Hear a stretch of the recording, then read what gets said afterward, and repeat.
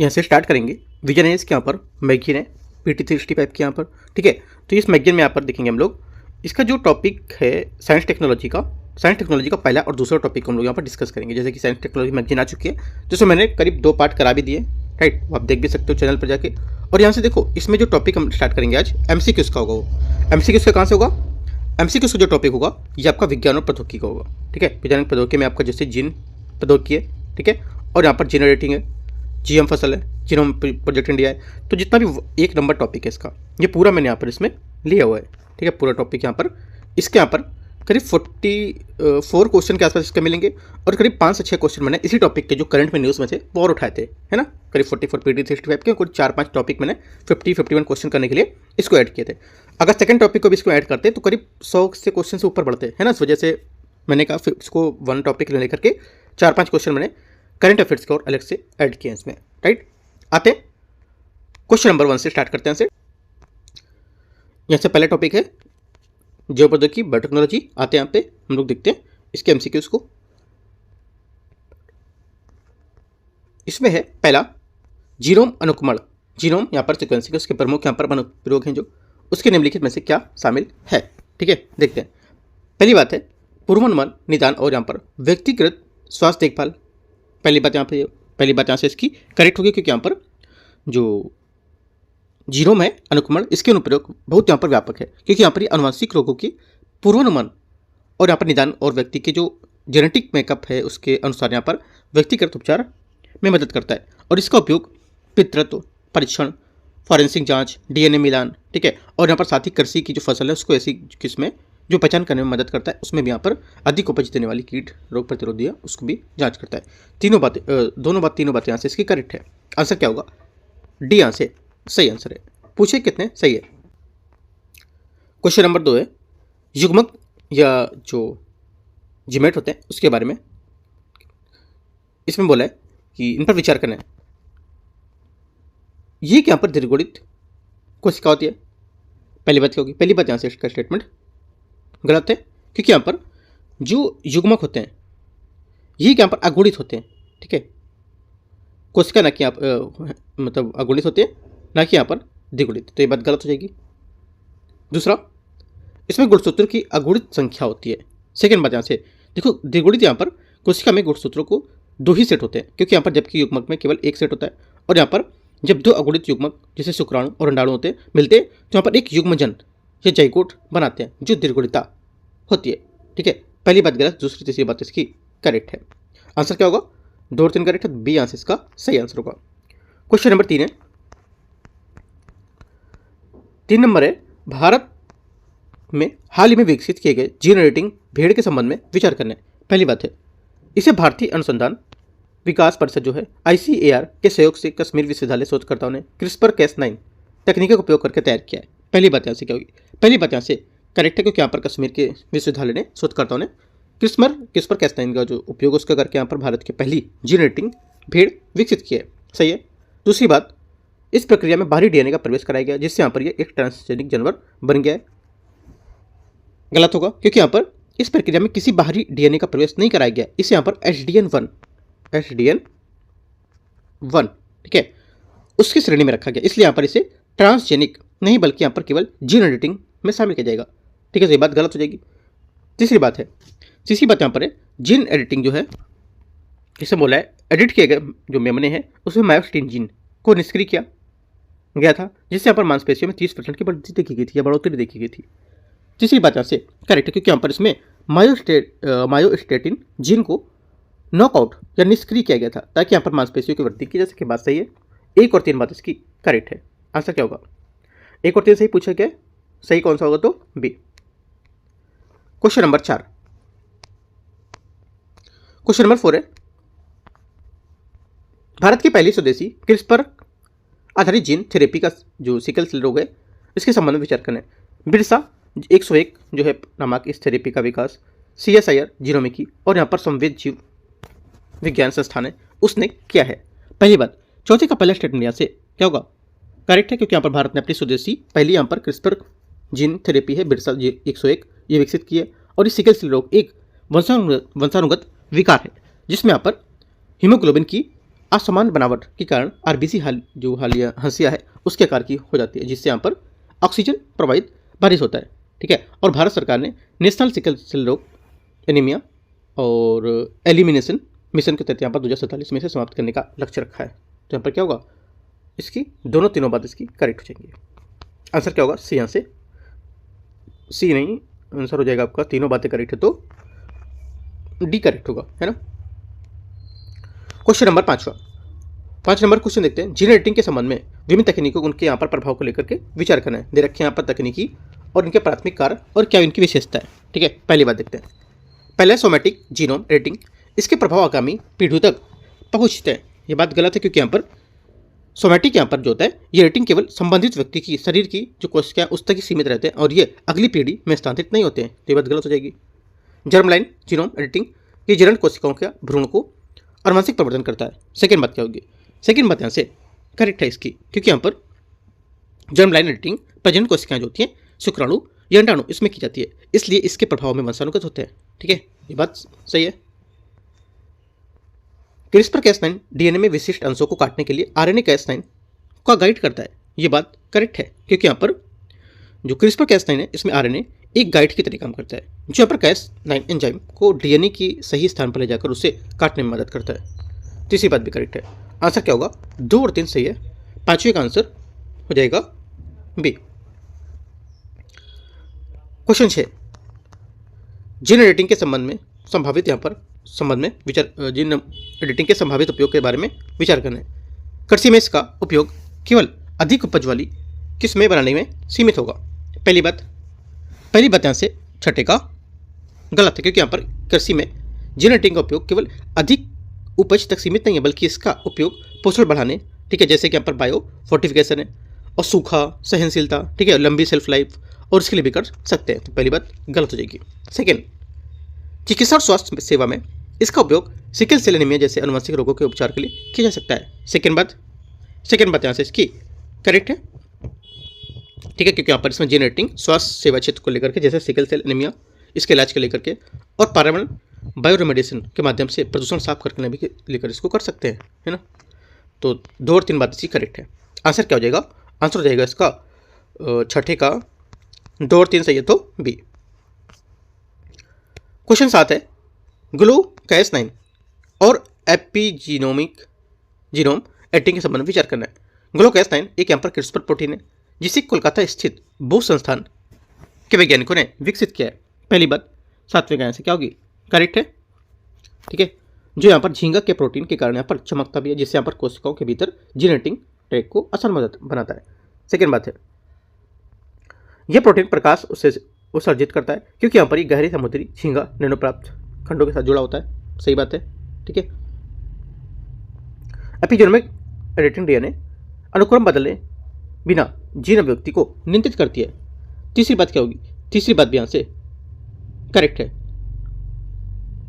क्योंकि यहाँ पर जो डीएनए होता है ये अनुक्रम को स्थायी रूप से नहीं बदलती है, और ये बल्कि यहाँ पर एक नियंत्रित जीन करती है, और यहाँ पर कैसे बंद चालू होती है, और यहाँ पर ये जीनोम एडिटिंग के अनुक्रम को बिना बदले नियंत्रित कर सकती है। चौथी बात है, परंपरागत जीन एडिटिंग जो होता है इसके विपरीत एपिजेनोमिक एडिटिंग अपरिवर्तनीय प्रक्रिया होती है। ये बात गलत है, क्योंकि यहाँ पर देखो, यहाँ पर एपिजीनोम है, राइट, एपिजीनोम एडिटिंग आमतौर पर परिवर्तनीय होती है, यहाँ पर केवल परिवर्तन नहीं होती है, क्योंकि ये डीएनए के अनुक्रम को स्थायी रूप से नहीं बदलती है। तो ये बात गलत हो जाएगी। ये बोला अपरिवर्तनीय प्रक्रिया, तो गलत हो गया। 1 2 3 बात करेक्ट है। यहाँ से आंसर क्या होगा, सी सही आंसर है। क्वेश्चन 8वां नंबर है, जीएम फसलों के संबंध में विचार करना है। भारत में बीटी कपास एकमात्र जीएम फसल है जिसकी खेती की मंजूरी दी गई है, या जिसे खेती की मंजूरी दी गई है। पहली बात यहाँ से करेक्ट होगा, क्योंकि यहाँ पर भारत में वर्तमान में केवल बीटी कपास यहाँ पर व्यावसायिक रूप से स्वीकृत है, और बीटी बैगन को यहाँ पर 2009 में मंजूरी मिली थी, लेकिन यहाँ पर जनता के विरोध के कारण इसे स्थगन कर लगा दिया गया था। तो ये बात गलत हो जाएगा, मतलब ये बात सही हो जाएगी, है ना।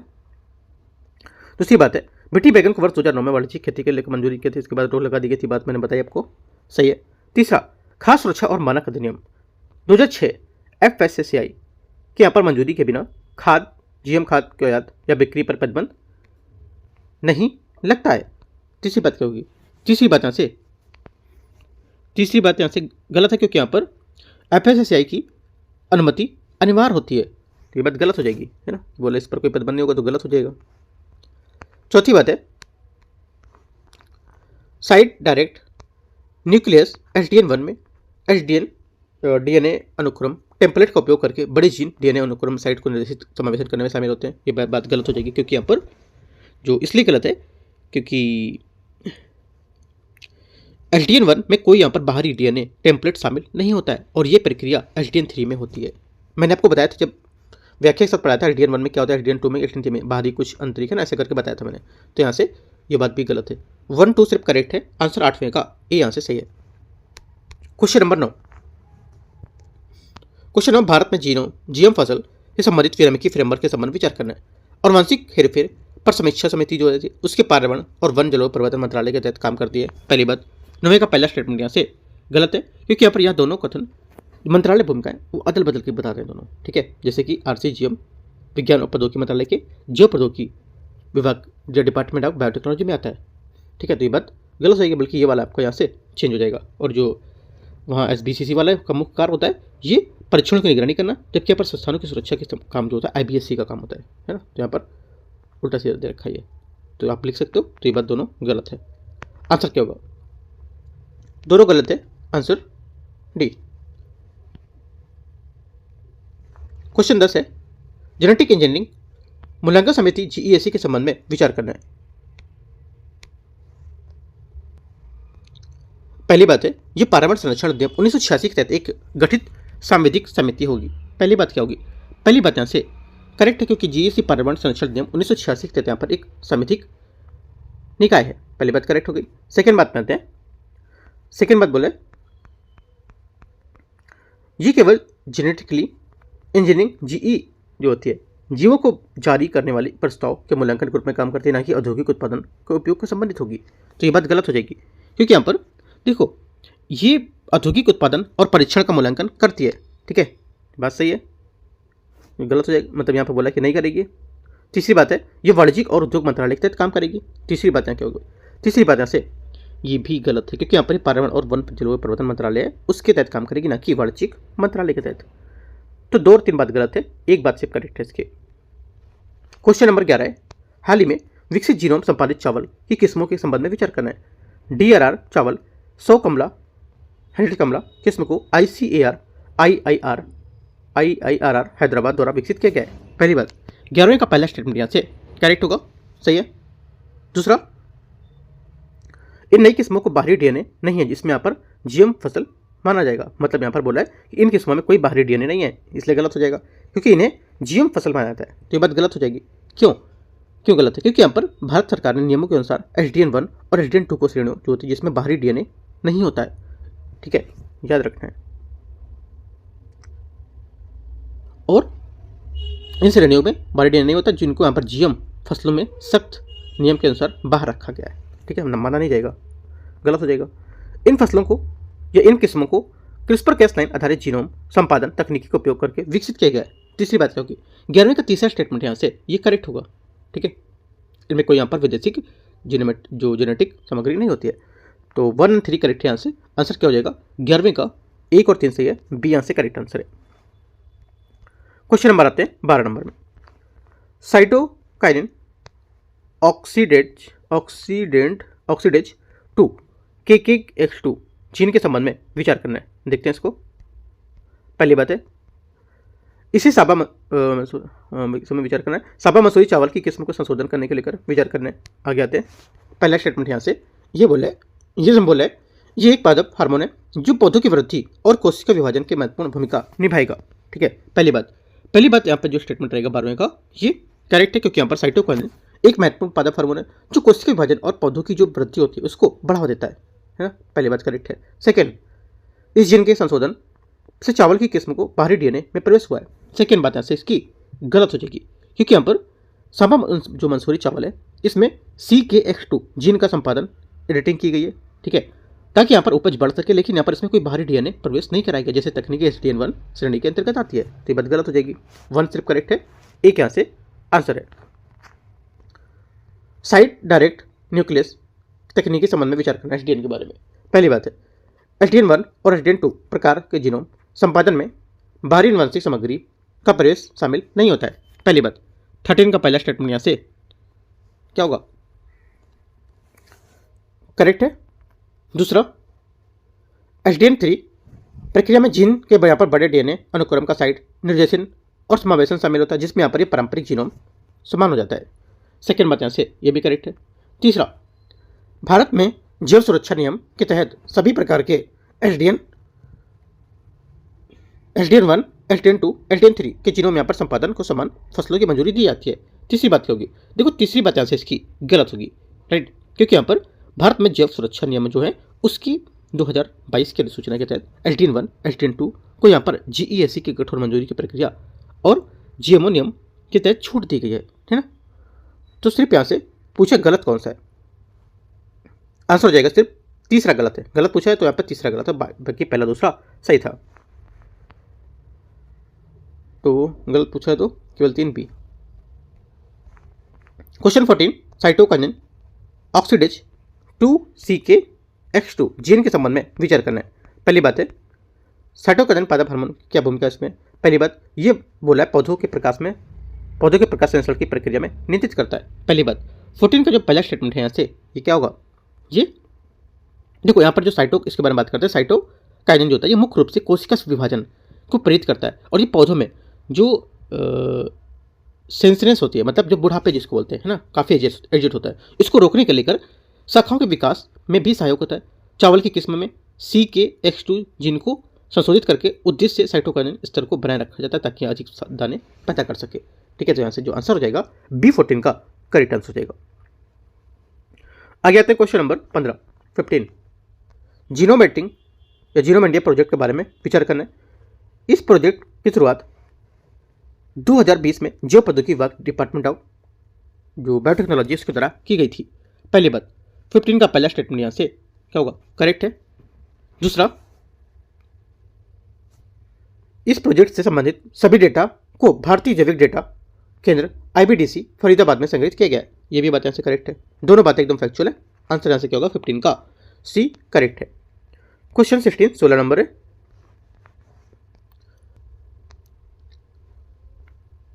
पहला स्टेटमेंट यहाँ से 16 का बोला है क्वेश्चन में, भारत में जीनोम अनुक्रमण से संबंधित विभिन्न पहलों के संबंध में विचार करना कौन सा सही होगा। एंडीजेन कार्यक्रम की शुरुआत वैज्ञानिक तथा अनुसंधान परिषद CSIR द्वारा की गई थी। पहली बात 16 का पहला स्टेटमेंट यहाँ से करेक्ट है, क्योंकि यहाँ पर एंडीजेन कार्यक्रम CSIR द्वारा किया गया था ताकि यहाँ पर हजारों भारतीय नागरिक को जीनोम अनुक्रमण के जो नैदानिक अनुप्रयोग है उसके लिए यहाँ पर डेटा तैयार किया जा सके, है ना।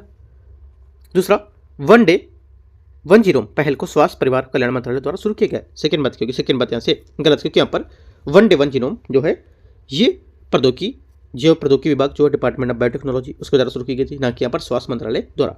इसका उद्देश्य होगा कि भारत में पाई जाने वाली विभिन्न बैक्टीरिया प्रजाति को जीनोम के उजागर करना। ओनली वन करेक्ट है। यहाँ से 16 का आंसर क्या होगा, 16 का आंसर हो जाएगा एक, यहाँ से सही है। क्वेश्चन 17 है, जीन ड्राइव टेक्नोलॉजी के बारे में विचार करना है। जीन ड्राइव टेक्नोलॉजी एक जैव इंजीनियरिंग तकनीक है जो जीनों को संशोधित करके समान मेडेलियन वंशानुक्रम पैटर्न को बदल देती है। पहली बात 17 का करेक्ट है, क्योंकि यहाँ पर जीन ड्राइव टेक्नोलॉजी समान मेडेलियन नियम जहाँ पर किसी जीन की अगली पीढ़ी में जाने की संभावना 50% से होती है या 50% तक होती है, ये बोलते हैं जो समान मेडेलियन नियम। ठीक है, इसको दरकिनार कर देती है और यहाँ पर सुनिश्चित करती है कि वंचित जीन लगभग 100% संतानों तक पहुँचे।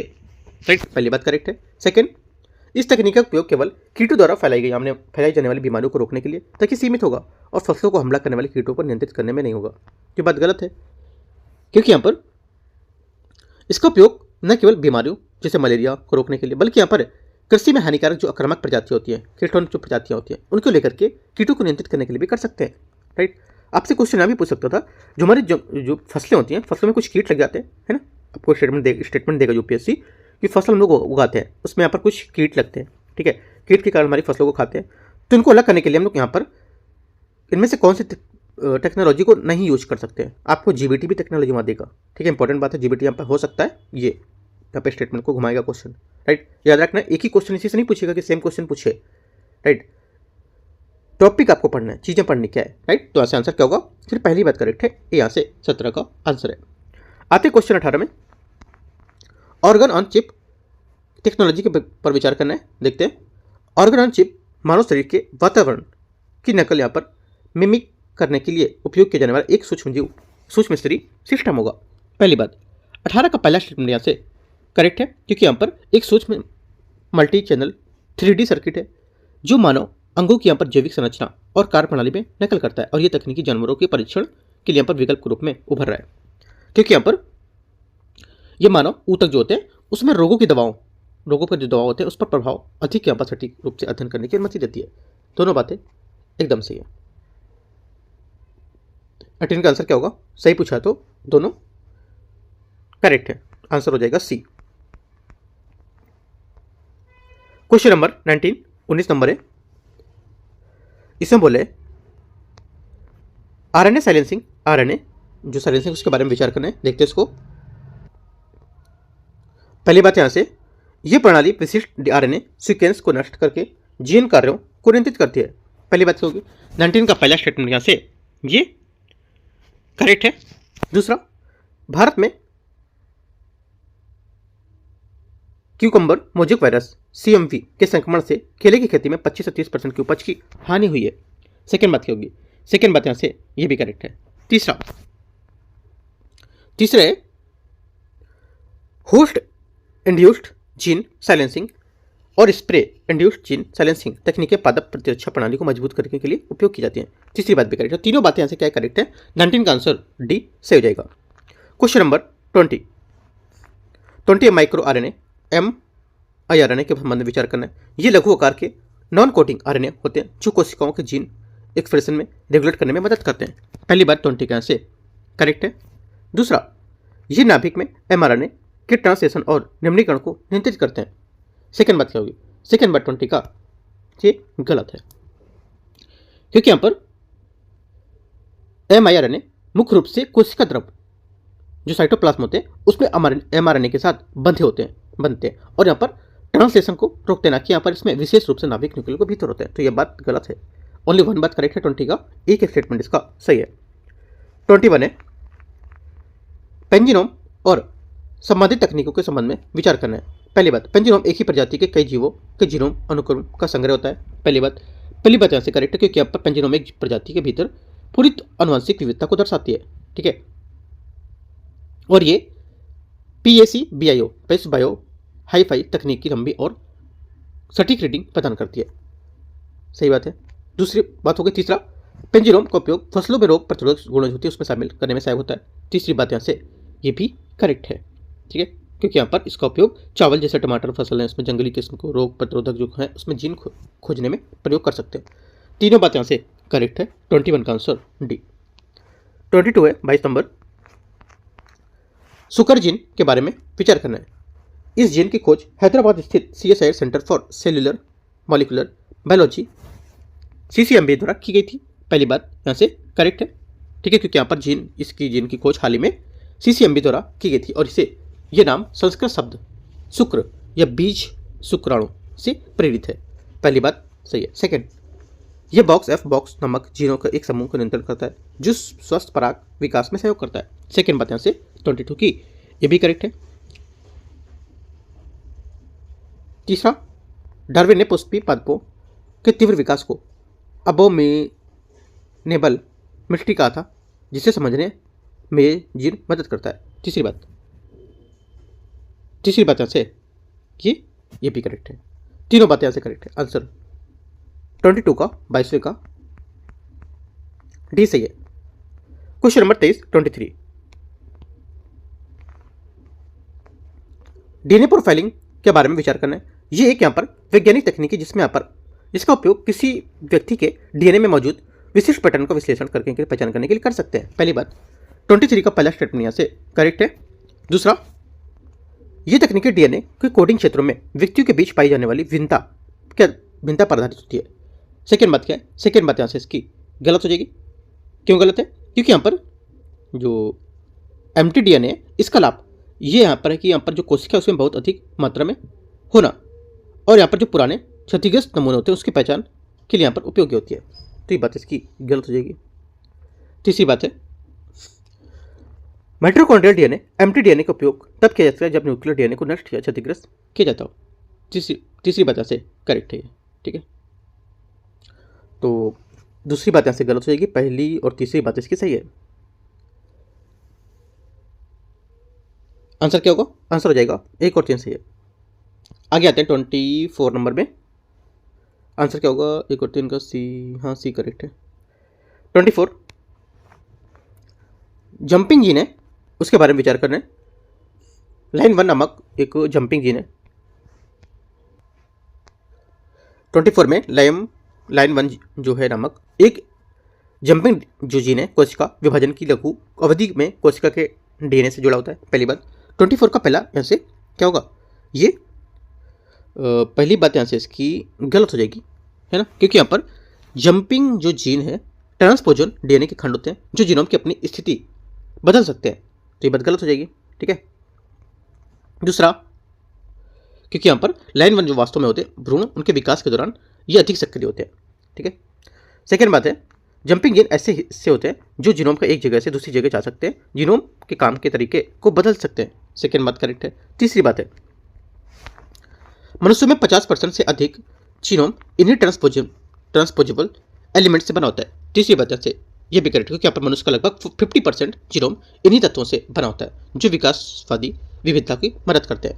2 और 3 करेक्ट है, आंसर यहाँ से बी। क्वेश्चन नंबर 25 है भारत की पहली स्वदेशी CAR T सेल थेरेपी नेक्सकार 19 संबंध में विचार करना है। इसे मुख्य रूप से बी सेल ब्लड कैंसर के इलाज के लिए विकसित किया गया है। पहली बात 25 का आंसर करेक्ट हो जाएगा।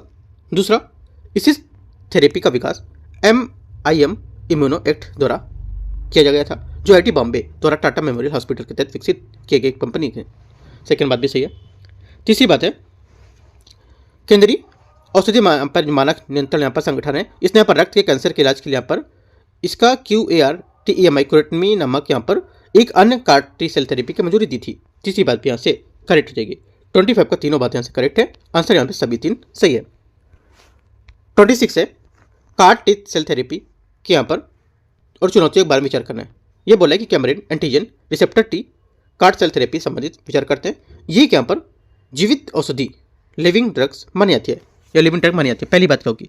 26 का पहला स्टेटमेंट यहाँ से करेक्ट है, सही है, क्योंकि यहाँ पर CAR सेल थेरेपी का जीवित औषधि यहाँ पर कहा जाता है, क्योंकि यहाँ पर इसमें टी कोशिकाओं को लैब में यहाँ पर री इंजीनियरिंग किया जाता है, ठीक है। पहली बात सही है। सेकेंड बात यहाँ से इसकी 26 की सेकेंड बात बोला है साइटोकिनिन रिलीज सिंड्रोम CRS इस थेरेपी की यहाँ पर एक समान और यहाँ पर गंभीर चुनौती है जिससे यहाँ पर शरीर में सूजन आती है। सेकेंड बात क्या होगी? सेकेंड बात यहाँ से 26 की ये गलत, सेकेंड बात करेक्ट होगी, गलत नहीं है, सेकेंड करेक्ट है, क्योंकि यहाँ पर CRS एक गंभीर दुष्प्रभाव होता है जिसके इम्यून सिस्टम अत्यधिक सक्रिय हो जाता है और यहाँ पर ये सूजन आ सकती है। तीसरी बात है इस थेरेपी का मुख्य रूप से या मुख्य लाभ ये है कि यहाँ पर ये कम समय में लगभग 45 दिनों के उपचार में पूरा कर लेती है और ये बार बार इलाज की जरूरत कम होती है। तो ये बात गलत है, क्योंकि यहाँ पर नेक्सकार 19 जो है ये जैसी थेरेपी जो होती है ये उपचार प्रक्रिया कोशिका निकालने को लेकर वापस डालने तक आमतौर पर 7 से 15 दिनों की पूरी हो जाती है और ये 45 दिन का एक समय काफी अधिक बता रहा है, राइट। 1 2 करेक्ट है, आंसर ये बात इसकी सही है। 27 है माइटोकॉन्ड्रियल रिप्लेसमेंट थेरेपी के बारे में विचार करना है। Mitochondrial replacement therapy MRT in vitro fertilization IVF का एक रूप है जिसमें दोषपूर्ण माइटोकॉन्ड्रियल डीएनए को स्वस्थ एम्प्टी डीएनए में बदला जाता है। पहली बात 27 का पहला स्टेटमेंट यहाँ से करेक्ट है। इस थेरेपी के परिणाम स्वरूप पैदा हुए जो बच्चे उसमें 3 व्यक्तियों का डीएनए होता है जिसमें यहाँ पर शरीर की बनावट प्रभावित करने वाला डीएनए मुख्य रूप से दाता महिला से आता है। सेकेंड बात यहाँ से क्या होगी? सेकेंड बात यहाँ से गलत होगी है, ठीक है। क्यों गलत है? देखो सेकेंड बात यहाँ पर इसलिए गलत है क्योंकि यहाँ पर जो बच्चे में 3 लोगों का डीएनए माता पिता और दाता जो महिला होती है उसका होता है, लेकिन यहाँ पर दाता डोनर का डीएनए केवल 1% से ही कम होता है और ये केवल ऊर्जा उत्पादन या माइटोकॉन्ड्रिया के संबंधित से होता है, ठीक है। बच्चे की शारीरिक बनावट जैसे आंखें, रंग, ऊंचाई है ना, इसका निर्धारण करने वाला मुख्य डीएनए माता पिता के नाभिक न्यूक्लियस से किया जाता है या न्यूक्लियस से ही आता है, तो ये बात गलत हो जाएगी। पॉइंट आपको नोट करके रखना क्या की पॉइंट है इसका, ठीक है। ओनली 1 बात करेक्ट है, आंसर 27 का एक स्टेटमेंट सही है। 28 है माइटोकॉन्ड्रियल रोग और विरासत के बारे में विचार करना है। माइटोकॉन्ड्रिया को कोशिका का पावर प्लांट या पावर हाउस या भी कहा जाता है, क्योंकि यहाँ पर 90% से अधिक ऊर्जा उत्पन्न करती है। पहली बात यहाँ से करेक्ट है। सेकेंड बात है, माइटोकॉन्ड्रियल लोग केवल माता से बच्चे में विरासत से मिलते हैं। सेकेंड बात यहाँ से करेक्ट होगी, क्योंकि यहाँ पर जो सेकेंड बात भी इसकी करेक्ट है, क्योंकि यहाँ पर माइटोकॉन्ड्रियल जो होता है ये एडिनोसिन ट्राइफॉस्फेट एटीपी के अणु रूप में ऊर्जा बनते हैं। और यहाँ पर एक वैज्ञानिक तथ्य कि यहाँ पर मानव भ्रूण में माइटोकॉन्ड्रिया केवल अंडाणु से आते हैं, शुक्राणु से नहीं, बल्कि यहाँ पर माइटोकॉन्ड्रिया डीएनए से जुड़ी बीमारियों केवल माता और बच्चे में आती है। तो यहाँ से बात सही हो जाएगी। दोनों बातें करेक्ट है। 28 का आंसर क्या होगा? सही पूछा है तो सी। 29 नंबर है, 29 स्टेम कोशिकाओं के संबंध में विचार करना है। स्टेम कोशिकाएं अविशेषीकृत कोशिकाएं होती हैं। पहली बात 29 का पहला स्टेटमेंट यहाँ से करेक्ट है। दूसरा, वे शरीर के विकास में साथ नई कोशिकाएं प्रदान नहीं कर सकती हैं, बल्कि केवल क्षतिग्रस्त ऊतकों की मरम्मत करती हैं। सेकेंड बात यहाँ से गलत होगी, क्योंकि यहाँ पर स्टेम कोशिकाएं न केवल मरम्मत करती हैं, बल्कि यहाँ पर वे शरीर के विकास के दौरान नई कोशिकाएं भी प्रदान करेंगी, जैसे भ्रूण विकास के दौरान। ठीक है, सेकेंड बात गलत हो गया। प्लूरिपोटेंट स्टेम कोशिकाओं में वह शरीर की सभी कोशिकाओं में विभेदित होने की क्षमता होती है। तीसरी बात क्या होगी? तीसरी बात यहाँ से करेक्ट है, राइट, क्योंकि यहाँ पर प्लूरिपोटेंट कोशिकाओं में शरीर के किसी भी प्रकार की कोशिका बनने की अद्भुत क्षमता होती है। 1 और 3 बात इसकी सही है। 29 का आंसर सी करेक्ट है। क्वेश्चन नंबर 30 निम्नलिखित युग्मों पर विचार करने देखते हैं। इसमें बोले भ्रूणी यहाँ पर स्टेम कोशिकाएं जो होती है ESC, ये भ्रूण में जो निषेचन होता है इसके 3 दिन बाद, 3 से 5 दिन के बाद आंतरिक कोशिका द्रव्यमान में पाई जाती है। पहली बात क्या है? पहली बात यहाँ से जो होगी इसकी ये करेक्ट है, सही बात है। दूसरा, परिणित यहाँ पर प्लूरिपोटेंट स्टेम कोशिकाएं ये कायिक कोशिकाओं जैसे त्वचा कोशिकाएं उसमें भ्रूण में जीन डालकर बनाई जाती है, ये भी बात यहाँ से सही है। तीसरी बात यहाँ से वयस्क स्टेम कोशिकाएं ASC ये ऊतक या अंग में पाई जाती हैं, और यहाँ पर अभिव्यक्ति कोशिका होती है, ये केवल तंत्रिका कोशिकाओं में उत्पन्न कर सकती है या तंत्रिका कोशिकाओं को उत्पन्न कर सकती है। तीसरी बात यहाँ से इसकी गलत होगी। क्यों? देखो, तीसरी बात यहाँ से इसलिए गलत है क्योंकि यहाँ पर ये केवल तंत्रिका कोशिकाओं तक सीमित नहीं है, बल्कि यहाँ पर अस्थि मज्जा, त्वचा, यकृत जैसे यहाँ पर विभिन्न अंगों में पाई जाती है और अपने विशिष्ट अंगों की कोशिकाओं को फिर से बना लेती हैं। तो ये बात गलत होगी, केवल तंत्रिका कोशिका तक सीमित नहीं होंगी। 1 2 बात करेक्ट है, आंसर यहाँ से ए सही बात है। क्वेश्चन नंबर 31 निम्नलिखित तथ्यों पर विचार करना है। ऑस्टियोपोरोसिस एक ऐसी बीमारी है जो हड्डियों को कमजोर और नाजुक बनाती है, जिससे यहाँ पर वसा ऊतक से बाहर निकल गई यहाँ पर ठोस स्टेम जो कोशिका उसको ठीक कर सकती है। ठीक है, पहली बात क्या होगी? पहली बात 31 का आंसर स्टेटमेंट करेक्ट है, क्योंकि यहाँ पर हाल ही जो शोध है उसमें पता चला था कि यहाँ पर ADSC मतलब वसा और यहाँ पर जो स्टेम सेल है उसमें हड्डियों के पुनरुद्धार में मदद कर सकते हैं। साथ ही हैदराबाद स्थित यहाँ पर NIABS में भारत का जो पहला पशु स्टेम सेल था बायोबैंक वो स्थापित किया गया है, जहाँ पर लुप्त प्राय प्रजातियों के संरक्षण और पशु के इलाज के लेकर क्रांतिकारी कदम होगा। और बहुत इंपॉर्टेंट बात है, ठीक है, दोनों बातें करेक्ट है, क्योंकि यहाँ पर जो इंडेंजर्ड प्रजातियां हैं, जो प्रजातियां उनको लेकर के भी यहाँ पर ये क्या करेगा? संरक्षण प्रदान करेगा। ठीक है, उनको लेकर के एक क्रांतिकारी कदम है। दोनों बातें सही है। 31 का आंसर सी। 32 फिनोम इंडिया राष्ट्रीय बायो बैंक के बारे में विचार करना है। इसे फिनोम इंडिया परियोजना के अंतर्गत प्रारंभ किया गया है। पहली बात 32 का पहला स्टेटमेंट यहाँ से करेक्ट है। सेकेंड बात है, United kingdom bio bank model पर आधारित है, लेकिन यहाँ पर इसे भारतीय विविधता के अनुरूप डिजाइन किया गया है। सेकेंड बात क्या होगी? सेकेंड बात 32 का यहाँ से ये करेक्ट है भी, ठीक है, क्योंकि यहाँ पर ये यूके बायो बैंक के सफल मॉडल से प्रेरित होगा, लेकिन यहाँ पर इसमें भारतीय विविधता और विशिष्ट रोगों जैसे मधुमेह, हृदय रोग की जो भारतीय प्रवृत्ति है उसमें ध्यान में रखा जाएगा। इसे दोनों बातें इसकी करेक्ट है। आंसर क्या होगा? आंसर हो जाएगा 32 का सी करेक्ट है ना। क्वेश्चन नंबर 34 है, 32 के बाद 33 आएगा। फिनोम इंडिया परियोजना है उसके बारे में विचार करना है। इसे 2023 में वैज्ञानिक और औद्योगिक अनुसंधान परिषद CSIR ने शुरू किया है। पहली बात यहाँ से करेक्ट है। दूसरा, ये यहाँ पर अल्पकालिक डेटा समृद्ध अध्ययन है जो कुछ महीनों तक व्यक्तियों के स्वास्थ्य स्थिति पर नजर रखेगा। ये बात गलत हो जाएगी। क्यों गलत है? क्योंकि यहाँ पर ये एक दीर्घकालिक, अल्पकालिक नहीं है, दीर्घकालिक। इसका उद्देश्य होगा कि अगले कई वर्षों तक हजारों व्यक्तियों के स्वास्थ्य डेटा का विश्लेषण करना और ताकि उन्हें जीवन शैली से जुड़े रोगों उसके प्रारंभिक संकेतों को पहचान की जा सके। ठीक है ना, कि यहाँ पर एक अल्पकालिक स्थिति डेटा होगा, तो गलत हो जाएगा। 1 सिर्फ करेक्ट है। 34 है बायोकेमिकल मार्कर्स के बारे में विचार करना है। कथन 1, कथन 2। बायोकेमिकल मार्कर्स केवल अमीनो अम्ल और लिपिड जैसे सूक्ष्म अणु होते हैं जो सीधे तौर पर शरीर में चयापचय प्रक्रियाओं के दौरान उत्पन्न होते हैं। पहली बात 34 का पहला गलत है, क्योंकि यहाँ पर बायोकेमिकल मार्कर्स केवल सूक्ष्म अणुओं जैसे कि अमीनो एसिड तक सीमित नहीं होंगे, बल्कि यहाँ पर इसमें जटिल प्रोटीन, एंजाइम, हार्मोन ये भी शामिल होते हैं जो शरीर की जो जैविक स्थिति है उसको दर्शाते हैं। ये बात गलत है। सेकेंड, कोलेस्ट्रॉल परीक्षण का उपयोग हृदय के रोग को जोखिम का आकलन करने के लिए नैदानिक उपकरण के रूप में करना। सेकेंड बात यहाँ से ये करेक्ट है, राइट। तो ओनली 2 करेक्ट हो जाएगा, कथन 2 सही है। आंसर हो जाएगा 34 का कथन 2। 34 का आंसर क्या होगा? सी यहाँ से करेक्ट, सी नहीं, एक गलत है, 2 सही है, डी करेक्ट है। 35 है भारत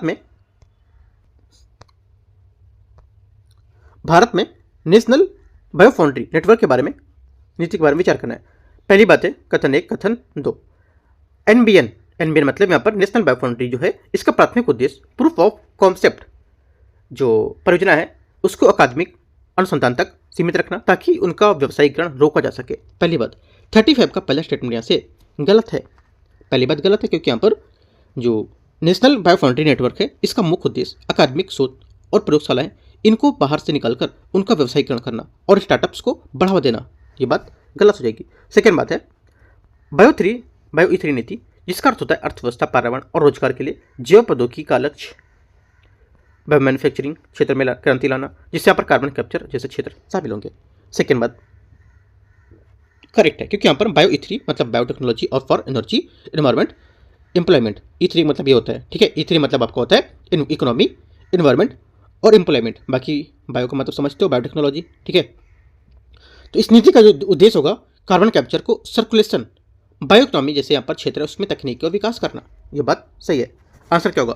35 का केवल 2 सही है ना।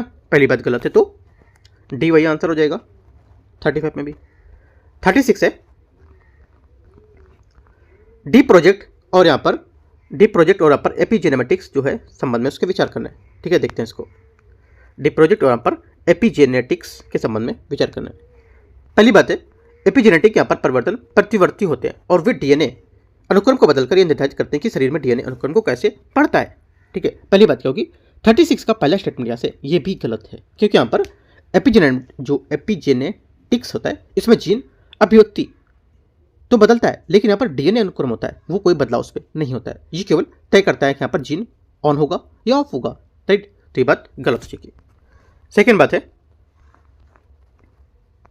सेकेंड कथन है डी प्रोजेक्ट का उद्देश्य वैश्विक आबादी में रोग के यहाँ पर जो जोखिम है जीनोमिक पर्यावरणीय विविधता है उसके प्रभाव की खोज और वैश्विक स्वास्थ्य में सुधार करना। सेकेंड बात क्या होगी? सेकेंड बात यहाँ से इसकी ये करेक्ट है क्योंकि यहाँ पर डीप जो होता है डीप का फुल फॉर्म है डाइवर्सिटी इन एपिजेनेटिक्स एनवायरमेंट और फिनोमिना, है ना, फिनोटाइप। तो यहाँ से पर्यावरणीय जो कारक होते हैं इसके जीनोम के यहाँ पर बीच संबंध जो होते हैं इसके अध्ययन का करने वाला एक वैश्विक प्रयास होगा। तो ये बात करेक्ट है। ओनली 2 करेक्ट है। आंसर यहाँ से 36 का फिर से डी करेक्ट हो गया, ठीक है। आगे आते हैं क्वेश्चन 37 नंबर में। क्वांटम कंप्यूटिंग के संबंध में निम्नलिखित कथन पर विचार करना है। क्वांटम कंप्यूटिंग में क्यूबिट सुपरपोजिशन की अवस्था में हो सकता है। पहली बात 37 का पहला स्टेटमेंट यहाँ से करेक्ट है क्योंकि यहाँ पर क्वांटम कंप्यूटिंग में क्यूबिट जो होता है ये सुपरपोजिशन एक साथ 0 से 1 तक यहाँ पर दोनों अवस्था में होता, ठीक है। और यहाँ पर एंगलमेंट का उपयोग कर सकता है। पहली बात सही है। सेकेंड बात है क्वांटम कंप्यूटर पारंपरिक रूप से कंप्यूटर की तुलना में हर समस्या में तेजी से हल करता है। ये बात गलत है। बात गलत क्योंकि यहाँ पर क्वांटम कंप्यूटर हर समस्या के लिए तेजी नहीं होते हैं, वे केवल विशिष्ट जटिल गणनाओं जैसे कि क्रिप्टोग्राफी, आणविक सिमुलेशन और पारंपरिक कंप्यूटर से बेहतर संचालन करने में काम करने के लिए होगा, ठीक है। तो यहाँ पर ये बात गलत हो जाएगी। ओनली 1 यहाँ से करेक्ट है इसका। एक यहाँ से आंसर है 37 का। 38 है आर्टिफिशियल इंटेलिजेंस एआई के संबंध में विचार करना है। जनरेटिव एआई नए टेक्स्ट, चित्र, ऑडियो, वीडियो स्वतः यहाँ पर उत्पन्न कर सकता है। पहली बात पता होगा अगर यूज किया आपने तो देखो 38 का पहली बात यहाँ से एकदम करेक्ट है, ठीक है। क्योंकि यहाँ पर ये जो डेटा है यहाँ पर इसमें नई सामग्री को यहाँ पर उपयोग कर सकता है, बना सकता है। सेकेंड बात देखते हैं। सेकेंड बात यहाँ से एआई मॉडल प्रशिक्षण केवल रियल टाइम डेटा पर ही किया जा सकता है। ये बात गलत है क्योंकि यहाँ पर एआई मॉडल ऐतिहासिक या हिस्टोरिकल डेटा, सिंथेटिक डेटा, ठीक है, और यहाँ पर टेक्स्ट कॉर्पस पर प्रशिक्षित किया जाता है, ठीक है। इसके लिए यहाँ पर ये रियल टाइम डेटा अनिवार्यता नहीं करता है, तो ये गलत हो जाएगा। ओनली वन करेक्ट है, एक बात यहाँ से सही है। 38 हो गया। 39 नंबर, निम्नलिखित तकनीकी के संबंध में विचार करना है। सेमीकंडक्टर चिप निर्माण में नैनोमीटर स्तर की तकनीकी का उपयोग किया जाता है। पहली बात, 39 का पहला स्टेटमेंट यहाँ से क्या होगा, ये करेक्ट है। दूसरा, सेमीकंडक्टर केवल डिजिटल इलेक्ट्रॉनिक्स में ही प्रयुक्त हो सकता है। सेकेंड बात यहाँ से गलत हो जाएगा, क्योंकि यहाँ पर सेमीकंडक्टर केवल यहाँ पर डिजिटल नहीं, बल्कि यहाँ पर एनालॉग इलेक्ट्रॉनिक्स जैसे रेडियो फ्रिक्वेंसी, एम्पलीफायर्स और पावर इलेक्ट्रॉनिक्स जैसे सोलर इन्वर्टर में भी अनिवार्य रूप से उपयोग कर सकते हैं। तो सिर्फ पहली बात करेक्ट है, दूसरा गलत है। ओनली वन करेक्ट है। क्वेश्चन नंबर 40 है, भारत के अंतरिक्ष कार्यक्रम के संबंध में विचार करना है। पुनः उपयोग योग्य प्रक्षेपण यान RLB अंतरिक्ष मिशन की लागत कम करने को लेकर साया गई है। पहली बात, 40 का पहला स्टेटमेंट यहाँ से करेक्ट है, क्योंकि यहाँ पर RLB जो होता है ये मुख्य रूप से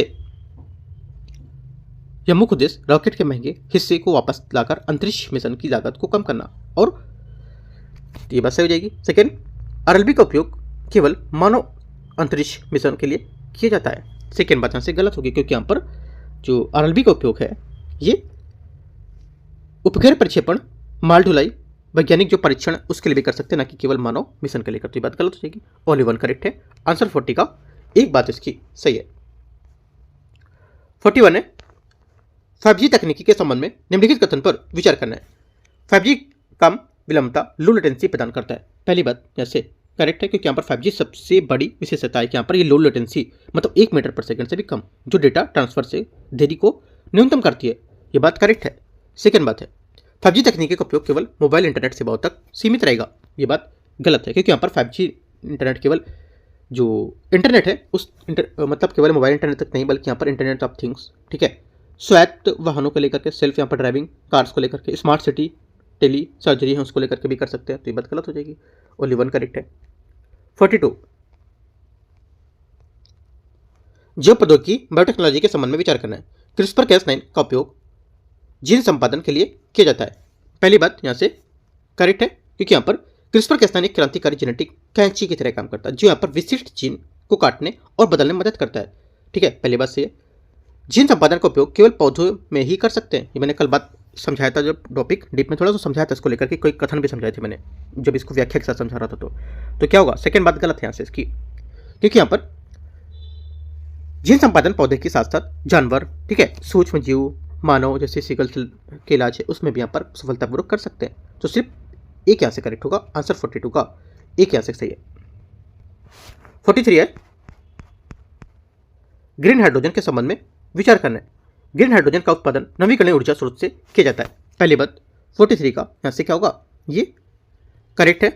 दूसरा, ग्रीन हाइड्रोजन के उत्पादन में कार्बन डाइऑक्साइड का उत्सर्जन होता है। ये बात गलत है, क्योंकि यहाँ पर इसमें इस प्रक्रिया में उप उत्पाद के रूप में केवल ऑक्सीजन और जलवाष्प निकलते हैं, इससे यहाँ पर कार्बन डाइऑक्साइड का उत्सर्जन शून्य होता है। गलत हो जाएगा। वन सिर्फ करेक्ट है, एक। 44 आते हैं, साइबर सुरक्षा के संबंध में विचार करना है। रैंसमवेयर एक प्रकार का मेलवेयर होता है, ठीक है। पहली बात क्या होगी, 44 का पहला यहाँ से करेक्ट है। दूसरा, एन्क्रिप्शन का उद्देश्य डेटा और अनधिकृत पहुंच से सुरक्षित रखता है इसको। सेकेंड बात क्या होगी, सेकेंड बात यहाँ से ये भी करेक्ट है, क्योंकि यहाँ पर ये उसे खोलने के लिए यहाँ पर फिरौती मांगता है और यहाँ पर एन्क्रिप्शन डेटा को लेकर के एक कूट भाषा में बदल देता है, जिससे यहाँ पर केवल अधिकृत व्यक्ति ही उसे पढ़ सकता है, जो साइबर सुरक्षा का एक प्रमुख स्तंभ होता है। दोनों बातें करेक्ट है। 44 का आंसर सी। 45 है, नैनो टेक्नोलॉजी के संबंध में विचार करना है। पहली बात है, नैनो टेक्नोलॉजी को पदार्थ के अध्ययन 1 से 100 मीटर नैनोमीटर के पैमाने पर किया जाता है।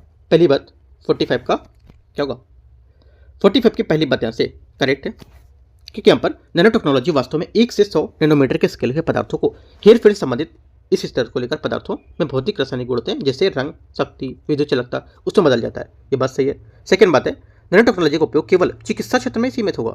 ये बात गलत है, ठीक है। क्यों, क्योंकि यहाँ पर जो नैनो टेक्नोलॉजी है ये इसका उपयोग इलेक्ट्रॉनिक्स, ऊर्जा उत्पादन जैसे बैटरी, कपड़ा उद्योग, खाद्य पैकेजिंग को लेकर के भी अनगिनत क्षेत्रों में हो सकता है। तो सिर्फ पहली बात इसकी करेक्ट होगी, है ना। आंसर क्या हो जाएगा, एक स्टेटमेंट इसका सही है। क्वेश्चन 46 है, डिजिटल पब्लिक इंफ्रास्ट्रक्चर के संबंध में विचार करना है। डीपीआई का उद्देश्य डिजिटल सेवाओं तक समावेशी पहुंच प्रदान करना होगा। पहली बात यहाँ से करेक्ट है, क्योंकि यहाँ पर डीपीआई जो है, जैसे आधार, UPI, digital locker, digi locker, इसका उपयोग मुख्य रूप से अंतिम व्यक्ति तक डिजिटल सेवाएं पहुंचाना। पहली बात सही है। सेकेंड, भारत में डीपीआई मॉडल केवल घरेलू उपयोग के लिए ही विकसित किया गया है। ये बात गलत है, क्योंकि यहाँ पर भारत में डीपीआई मॉडल, जिसे इंडिया स्टैक भी कहा जाता है, अब ये वैश्विक स्तर पर सराहा जा रहा है और यहाँ पर अन्य देशों में इसके अपनाने की भी रुचि दिखा रहे हैं। 1 सिर्फ करेक्ट है, 46 का आंसर एक बात सही है। 47 है, आर्टिफिशियल इंटेलिजेंस एआई विमानन के संबंध में विचार करना है। एआई दुरुपयोग को रोकने के लिए विभिन्न देशों द्वारा नियामक ढांचे विकसित किए जा रहे हैं। पहली बात, 47 का पहला स्टेटमेंट यहाँ से करेक्ट है। दूसरा, जनरेटिव एआई मॉडल बड़े पैमाने पर डेटा प्रशिक्षण प्राप्त करते हैं, ये भी बात करेक्ट है। तीसरी बात है, एआई प्रणालियां मुख्यतः या पूर्णतः त्रुटि रहित और पूर्वाग्रह मुक्त होती है। तीसरी बात यहाँ से गलत होगी, क्योंकि यहाँ पर एआई जो प्रणालियां कभी कभी पूर्णतः त्रुटि रहित नहीं होती हैं। ये प्रशिक्षण डेटा में पूर्वाग्रह होती है और एआई पक्षपाती परिणाम दे सकता है, जैसे लिंग या नस्ली भेदभाव को लेकर के, है ना, याद रखना है। ये बात गलत हो जाएगा। ओनली 1 2 करेक्ट है, आंसर ये सही हो जाएगा। बोला कि पूर्वाग्रह मुक्त होती है, पूर्वाग्रह मुक्त नहीं होती है, कभी भी कुछ भी जानकारी पूछ सकता है वो, ठीक है। तो 1 और 2 करेक्ट है, आंसर क्या होगा? 47 का ए यहाँ से करेक्ट आंसर है। 47 का हाँ 1 2 करेक्ट होगा, ठीक है। 48 है, सेमीकंडक्टर चिप का निर्माण के संबंध में विचार करना है। पहली बात है, उन्नत सेमीकंडक्टर चिप्स का निर्माण अत्यधिक यहाँ पर शुद्ध जो सामग्री होती है, ठीक है, उसको लेकर के यहाँ पर परिशुद्ध तकनीकी पर निर्भर करती है। पहली बात 48 का करेक्ट है। दूसरा, सेमीकंडक्टर आपूर्ति श्रृंखला रणनीतिक यहाँ पर और भू राजनीतिक जो दृष्टिकोण से महत्वपूर्ण मानी जाती है। सेकंड बात क्या होगी? 48 का सेकंड स्टेटमेंट यह भी करेक्ट हो जाएगा। तीसरी बात यहाँ से तीसरा बोला है कि यहाँ पर सेमीकंडक्टर का उपयोग केवल उपभोक्ताओं इलेक्ट्रॉनिक्स तक ही सीमित होगा। ये बात गलत है, ठीक है, क्योंकि यहाँ पर जो बोला है तीसरी बात ये गलत है, क्योंकि यहाँ पर चिप्स जो होती है ये रक्षा उपकरण, चिकित्सा मशीन, ऑटोमोबाइल्स, कार को ले, ये सब बेस के लिए महत्वपूर्ण होगी, ना कि इसके लिए। 1 2 सिर्फ करेक्ट है, 1 2 आंसर है। 49 ग्रीन हाइड्रोजन तकनीकी के संबंध में विचार करना है। ग्रीन हाइड्रोजन का उत्पादन जल के इलेक्ट्रोलिसिस द्वारा नवीकरणीय ऊर्जा का उपयोग करके किया जाता है, ठीक है। पहली बात क्या होगी? पहली बात यहां से 49 का करेक्ट है। दूसरा, ग्रीन हाइड्रोजन को दीर्घकालिक ऊर्जा भंडारण के रूप में उपयोग किया जा सकता है। सेकंड बात 49 का सेकंड स्टेटमेंट यहां से ये भी करेक्ट है, क्योंकि यहां पर देखो यहाँ पर जो ग्रीन हाइड्रोजन है इसको लेकर के जो बात बताई जा रही है कि ये नेट जीरो लक्ष्य के लिए महत्वपूर्ण होता है और इसे अमोनिया के तरल रूप में स्टोर किया जा सकता है, ठीक है। तीसरी बात क्या है? दोनों बातें यहाँ से सही है इसकी। तीसरी बात है इसकी, ग्रीन हाइड्रोजन के उत्पादन में जीवाश्म ईंधन का अनिवार्य रूप से उपयोग होना है। तीसरी बात यहाँ से क्या होगी? ये गलत होगी, क्योंकि यहाँ पर ये जीवाश्म ईंधन का उपयोग होता है, तो यह ग्रे और ब्लू हाइड्रोजन कहलाएगी, ना कि ग्रीन हाइड्रोजन। तो ये बात गलत हो जाएगी, ये ग्रे हाइड्रोजन तो गलत होगा। तो आंसर क्या होगा? 1 2 सिर्फ करेक्ट है, ए यहाँ से सही आंसर है। क्वेश्चन 50 है, अंतरिक्ष पदों की के संबंध में विचार करना है। पुनः उपयोग योग्य प्रक्षेपण यान अंतरिक्ष मिशन की लागत घटाने में सहायक होता है। पहली बात यहाँ से करेक्ट है। दूसरा, उपग्रह का उपयोग केवल संचार सेवाओं के लिए कह सकते हैं। सेकेंड बात यहाँ से गलत है, क्योंकि यहाँ पर उपग्रह उपयोग केवल संचार से नहीं बल्कि यहाँ पर नेविगेशन, जीपीएस, नाविक जो है मौसम पूर्वानुमान की जो जानकारी करने के लिए भी कर सकते हैं। तो ये बात गलत हो जाएगी। ये पृथ्वी अवलोकन उपग्रह आपदा प्रबंधन में सहायक होता है। ये बात करेक्ट है, क्योंकि यहाँ पर ये रिमोट सेंसिंग से बाढ़, चक्रवात और सटीक अनुमान लगाया जाता है। तीसरी बात करेक्ट हो जाएगी। 1 और 3 करेक्ट है, तो आंसर हो जाएगा ए। क्वेश्चन नंबर 51 है, साइबर सुरक्षा और डिजिटल तकनीकी के संबंध में विचार करना है। क्वांटम कंप्यूटिंग के विकास से वर्तमान एन्क्रिप्शन प्रणालियों को चुनौती उत्पन्न हो सकती है। पहली बात 51 का करेक्ट है। दूसरा, साइबर सुरक्षा केवल सरकारी संस्थानों तक की जिम्मेदारी होगी। जब साइबर सुरक्षा केवल सरकारी संस्थानों की ही जिम्मेदारी है, ये बात क्या होगी? गलत है, क्योंकि यहाँ पर जो साइबर सुरक्षा एक यहाँ पर सामूहिक जिम्मेदारी है, जिससे यहाँ पर सरकार के साथ साथ निजी कंपनियां भी आमतौर पर इसमें डिजिटल साक्षरता के माध्यम से शामिल हो सकती है।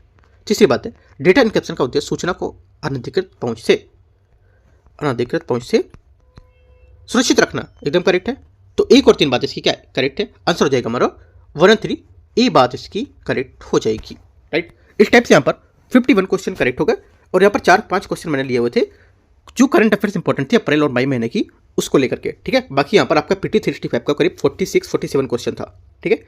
तो अभी आगे हम लोग डिस्कस करेंगे अब टॉपिक नंबर जो 2 है, इसके यहाँ पर MCQ को डिस्कस करेंगे कल, ठीक है। डेली हम लोग 1-1, 2-2 टॉपिक जो होगा करीब 50 से 60 क्वेश्चन को बनाया करेंगे, है ना। तो उतने क्वेश्चन बना करके MCQ के वहाँ पर हम लोग डिस्कस करेंगे हर पार्ट के, जैसे कि हम लोगों ने डिस्कस किए थे इन्वायरमेंट में, पर्यावरण में और इकोनॉमी अर्थव्यवस्था में। अब यहाँ पर हम लोग डिस्कस कर रहे हैं यहाँ पर जो साइंस टेक्नोलॉजी इसको लेकर जितनी भी मैगजीन आएंगे सबके डिस्कस करेंगे साथ में। अभी हम लोग डिस्कस करने वाले हैं एक यहाँ पर 1 ईयर की पूरी, 1 साल की पूरी यहाँ पर आती है जो इन्वायरमेंट की मैगजीन आती है, जो गवर्नमेंट डेटा पेश करती है इन्वायरमेंट की क्या क्या यहाँ पर हुआ है, तो उसको लेकर के क्वेश्चन काफ़ी बनते हैं एग्जाम में, है ना। वो मैगजीन आएगी तो उसको लेकर के क्या करेंगे हम लोग, सिर्फ MCQ के साथ पढ़ेंगे, क्योंकि डिस्क्रिप्टिव में पढ़ने का भी टाइम आपके पास नहीं रह जाएगा। वो मैगजीन आएगी आपकी फरवरी लास्ट या मार्च तक, तो डिस्क्रिप्टिव के लिए टाइम रहेगा नहीं, तो आपको मैं MCQ के माध्यम से उसको कवर करूँगा, ठीक है।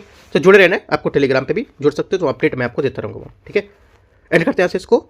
और अभी अपना UKT का टेस्ट आने वाला है, कल या परसों मैं अपना अपडेट करूँगा टेस्ट को, ठीक है। 21 का पार्ट 2 बचा हुआ है, वो अपलोड करना है, ठीक है। तो जल्दी वो भी अपलोड करते हैं। All the best, thank you.